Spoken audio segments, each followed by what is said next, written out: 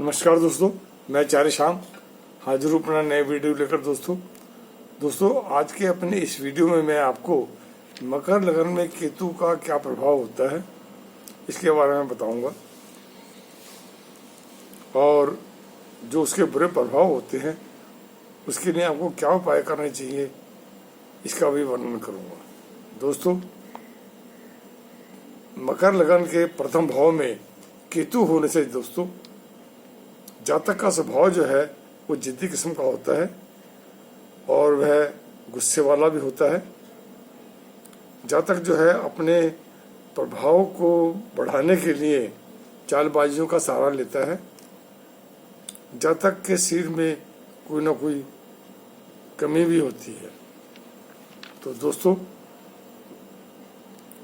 अब हम बात करते हैं कि मकर लगन के द्वितीय भाव में अगर केतु हो तो उसका क्या प्रभाव होता है।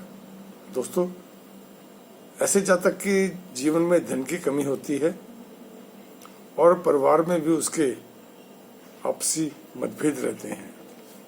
दोस्तों, तृतीय भाव में केतु होने से जातक को अपने छोटे बहन भाइयों से परेशानी होती है और जो परेशानी बढ़ती है तो वह मानसिक रूप से परेशान होता है और उसके बहन भाइयों के साथ में उसके जो मतभेद हैं वो कुछ ज़्यादा बढ़ जाते हैं, जिसकी वजह से उसको काफ़ी परेशानियों का सामना करना पड़ता है।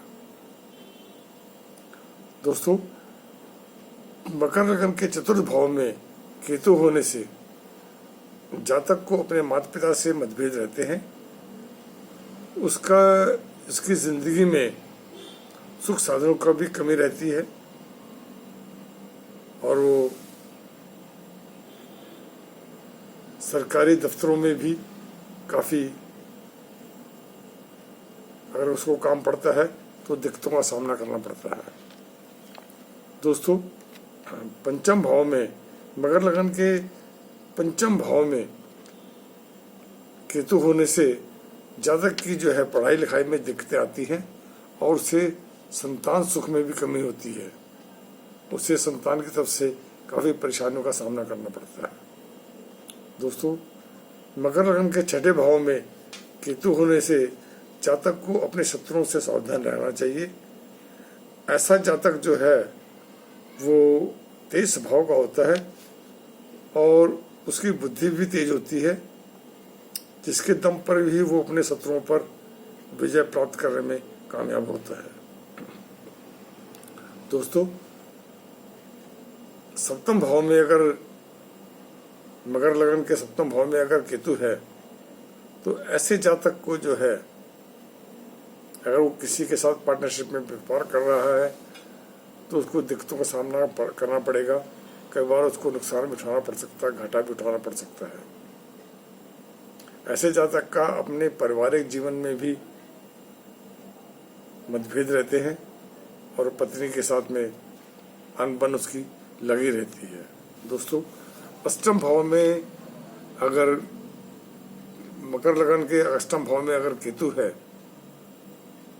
तो ऐसे जातक का जो है उसको मृत्यु तुल्य कष्टों का सामना करना पड़ता है और उसकी सेहत पे है जो है काफ़ी खराब रहती है। उसको बड़ी सावधानी से अपने जीवन को गुजारना चाहिए और उसके जीवन में धन की कमी भी रह सकती है। दोस्तों, नवम भाव में अगर मकर लगन के नवम भाव में केतु है तो ऐसे जातक का जो है भाग्य साथ नहीं देता है, उसकी परमात्मा में आस्था भी नहीं होती है।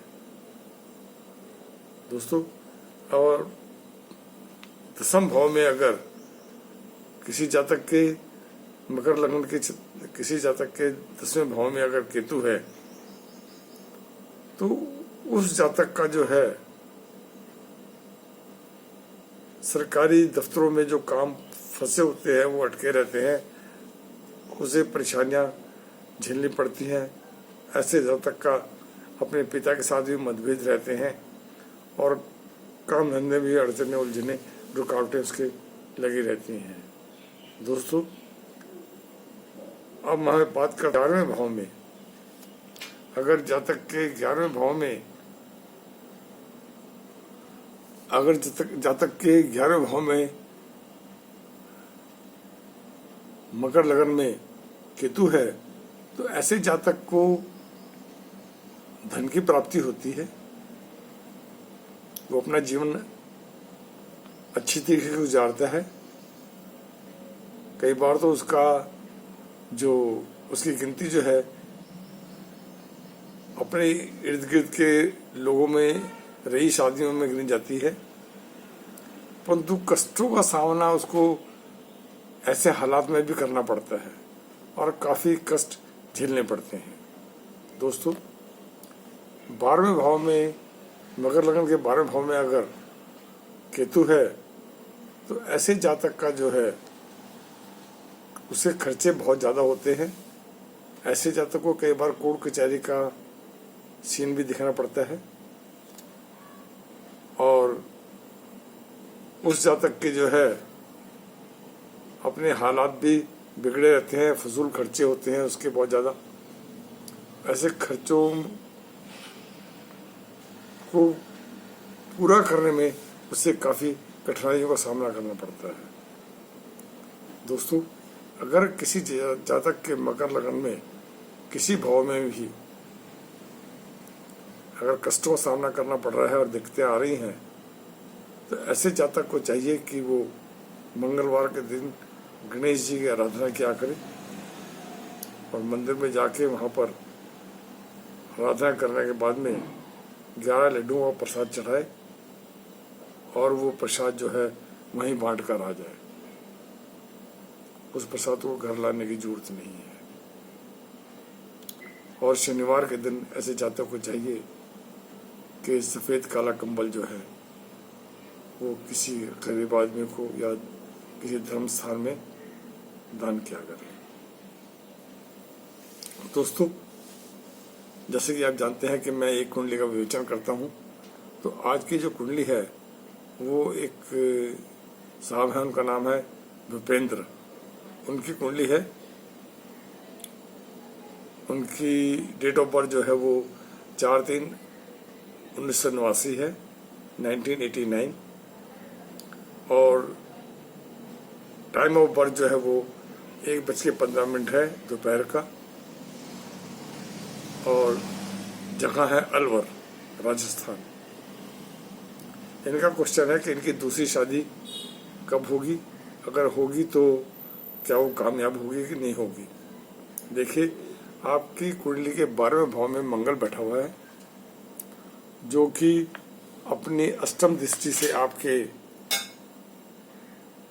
सप्तम स्थान को देख रहा है, और मांगलिक दोष होने की वजह से आपका पारिवारिक जीवन कष्टप्रद रहेगा।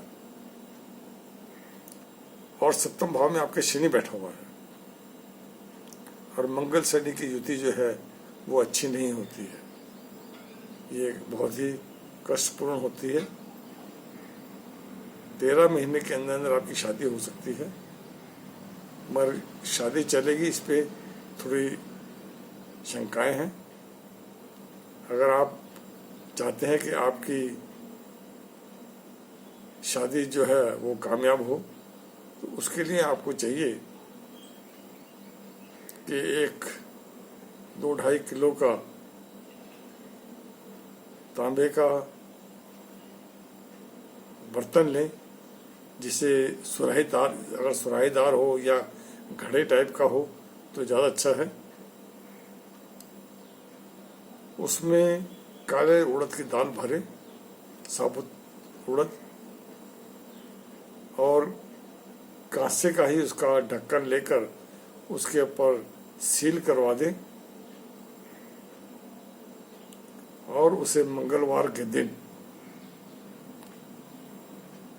किसी नदी में बीच में ले जाकर किश्ती वगैरह की हेल्प से उसको बहा दें। ये काम आपको हर 6 महीने बाद करना है। अगर आप ऐसा करते हैं तो आपकी गृहस्थी के चलने के चांसेस हैं, वरना तो दिक्कतों का सामना आपको करना पड़ेगा। क्योंकि मंगल जो है वो गुस्से वाला ग्रह है और तेज स्वभाव का है।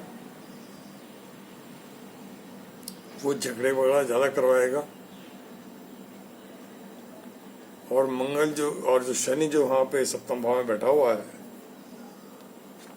वो शादी को आगे चलने नहीं देगा, टूटने भी नहीं देगा, खींचातानी रहेगी। तो अंत में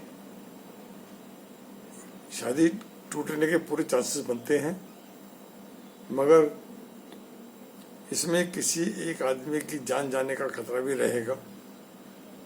इसलिए आप कोशिश करें कि पहले उपाय करें और फिर शादी करें, और ये उपाय हर 6 महीने के बाद रिपीट करते रहें।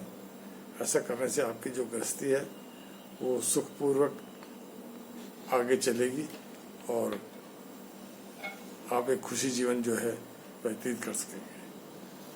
तो दोस्तों, अब मुझे इजाज़त दीजिए। आज का मेरा वीडियो यहीं ख़त्म होता है। अब अगले वीडियो में फिर आपसे मुलाकात होगी। तब तक के लिए नमस्कार।